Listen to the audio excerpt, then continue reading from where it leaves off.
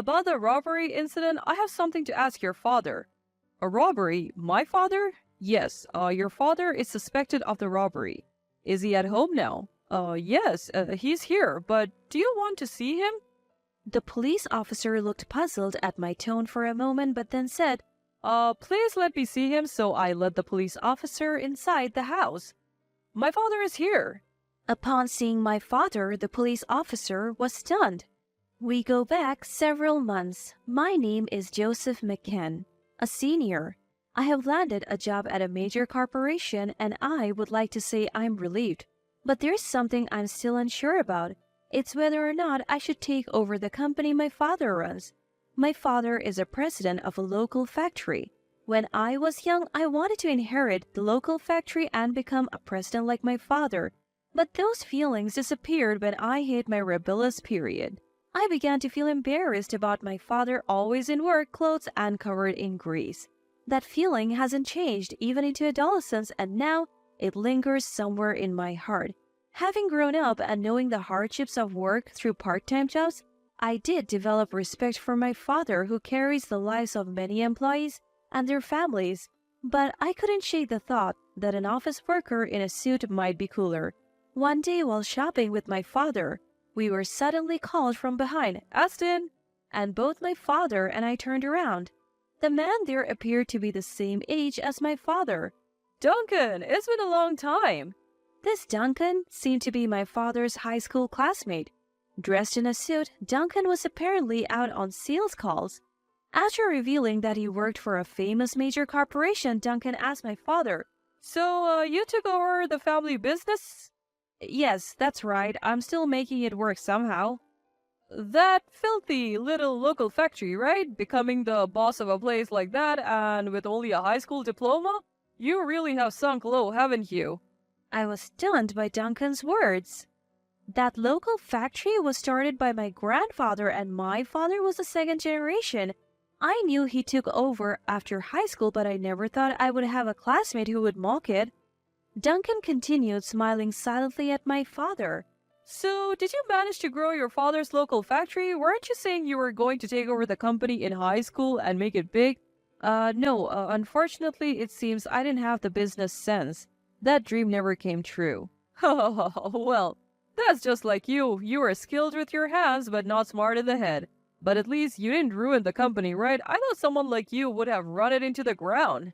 Duncan, laughing heartily, slapped my father's shoulder and said, "I have to get back to work. I'll see you at the next reunion." Then he left. My father, who had been berated, seemed a bit awkward and said, "Well, shall we go?" and started walking to resume shopping. At that moment, I felt that my father's work, which had just been belittled without any rebuttal from me, was something to be ridiculed. The choice of taking over my father's company or getting a job at a major well-known company titled heavily towards joining the big corporation. A few weeks later, my father's reunion was held. Coincidentally, the venue was the restaurant where I work part-time. It was a busy day, and I didn't have a chance to serve food or drinks to the table where my father's reunion was taking place. I thought I was lucky, but after a while the opportunity arose. I felt a little embarrassed to bring drinks to my father's reunion, but since it was my job, I did so without saying anything. Our restaurant consists entirely of private booths. When I popped my head into the large room rented out for my father's reunion, my father, who was near the entrance, greeted me with a smile, saying, "Oh, Joseph." "Could he be your son?"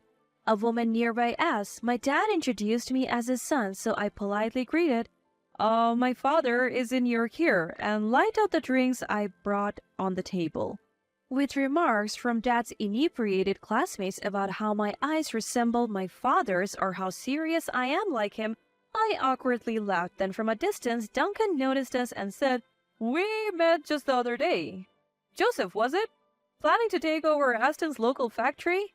At Duncan's boozy question, I replied with disgust yet honesty, "No, I'm still considering it." And Duncan loudly exclaimed, "Don't do it. Aston's company is nothing great. Rather than taking over a company like that, Joseph should work in a company just like me."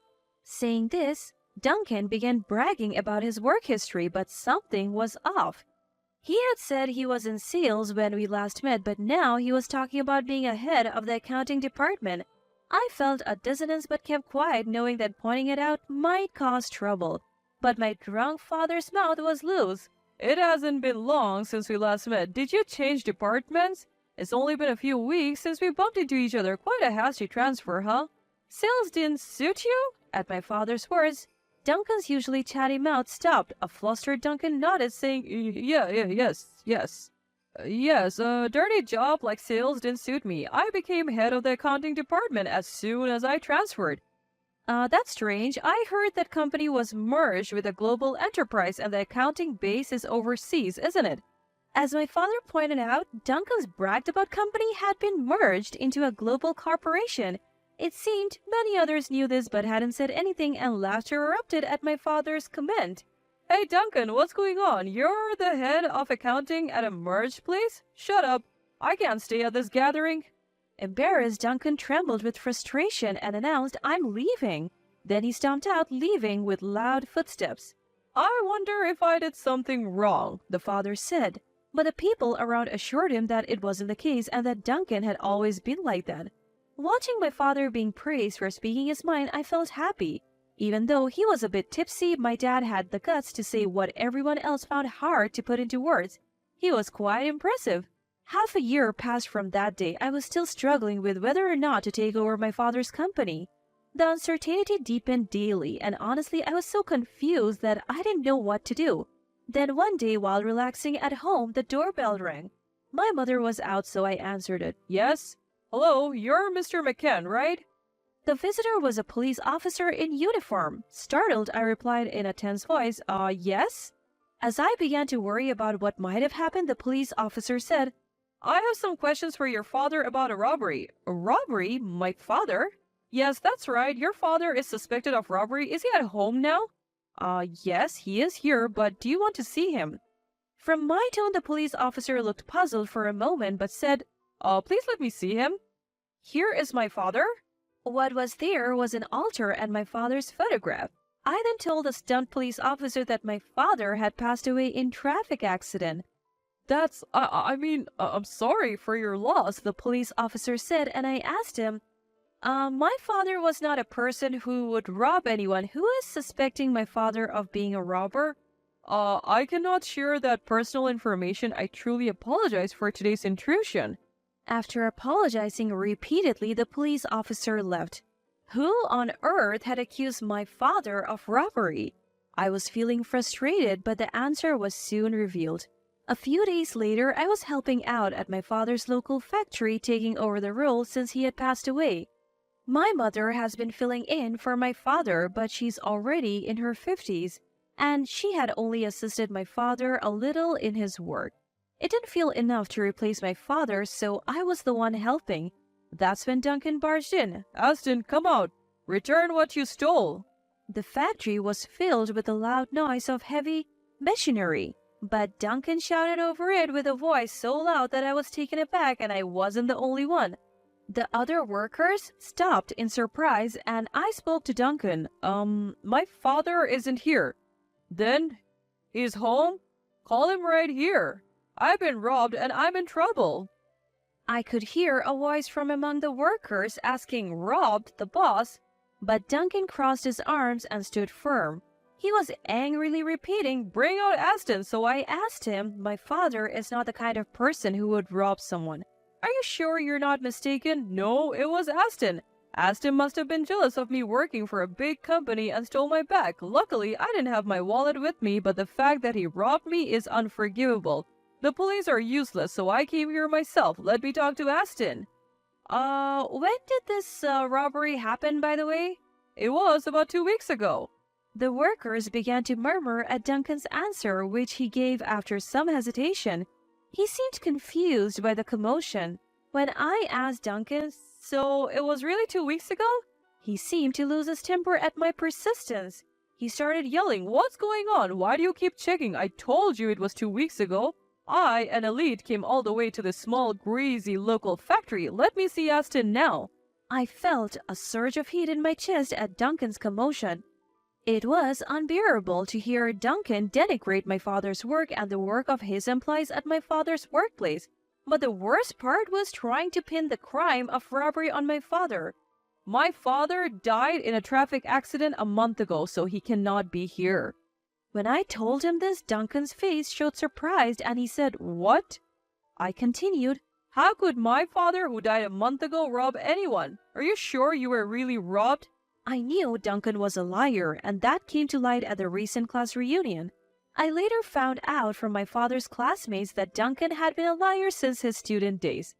Furthermore, a girl Duncan liked had a crush on my father, and it seems that Duncan has harbored a pointless rivalry with my father since those days. I couldn't forgive Duncan, who was trying to pin a crime on my father out of such a silly rivalry. So you're saying that he was robbed a month ago? He must have committed a robbery just before he died, right? Just as I was about to yell at Duncan, who was still persisting, I heard a shout from another direction. The boss would never do such a thing. The boss is a very serious person.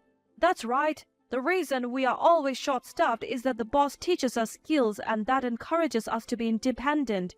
He's always thinking about his employees and clients, never about profits. He was a good person. As Duncan faltered, praise from my father came one after another. I was sincerely moved. I felt ashamed of myself for ever thinking that my father's work was embarrassing. My father was a boss who was respected by his employees and loved enough to be defended even in this situation. Duncan's eyes filled with tears as voices defending my father rose from the factory. I delivered the final blow. I will definitely consult the police about you trying to pin a false charge on my father. With that, Duncan let out a cry and ran out of the factory. After that, I went to the police to consult them about my father being framed by Duncan just as I had declared. The evidence was Duncan's statement, which had been recorded on a mobile phone by one of the employees who thoughtfully did it for us. Thanks to one of the employees recording the argument, there was evidence left. The police acted quickly since there was evidence and Duncan was caught in no time. Duncan's act of framing someone with a false charge became his crime, and he seems to be behind bars for a while. He mocked my father while he was alive and tried to pin a crime of him even after he was gone. I felt a sense of relief thinking he deserved to suffer. A few days later, a woman claiming to be Duncan's wife came to apologize to my mother and me. When I asked if Duncan's attempt to frame my father was due to what happened at the reunion, Duncan's wife sighed and told me, "That's right, it seems like something that hit a sore spot at the reunion was the cause. In fact, Duncan was a former high flyer and it appeared that he had been fired from his job. He was looking for new employment but without success, and that's when he ran into me and my father. Duncan was fixated on being an elite and told lies, but when he got drunk, he ended up telling inconsistent lies, embarrassing himself. Enraged, Duncan began to resent my father, deciding to frame him. I was utterly dumbfounded by the outrageous reasons for the lies, and it seems Duncan's wife felt the same way. She informed me that she plans to divorce Duncan. Apparently, Duncan has no children, so even if he gets out of jail, there won't be anyone waiting for him. After graduating college, as for what I did, I decided to take over my father's company. I was concerned about the company's management since my father had just passed away. But I could never forget the voices of the employees who defended my father when Duncan framed him with lies. I wanted to become a boss who is loved and respected by the employees, and that incident made me feel that way from the bottom of my heart. I was part of the business school, so I can handle the management part that my father was weak at.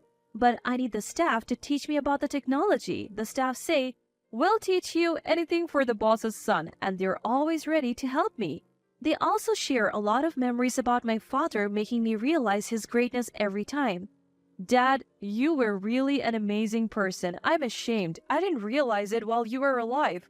I'm truly sorry. I talked to his picture. I'm covered in oil stains after work. I'm ashamed of myself for thinking this was uncool. These stains were evidence of how hard my father had worked. I'll work hard to become a boss like you, Dad. I'll make sure to fulfill your dream. I talked to his picture, and it seems like my father is smiling back.